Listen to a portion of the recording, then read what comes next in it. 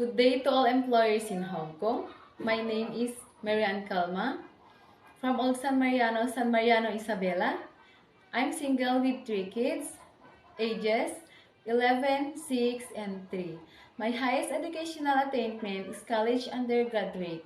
My hobbies are singing and cooking. I work as a housemaid here at the Philippines for 3 years, and I have served 3 members of the family, including 1 children aged 3.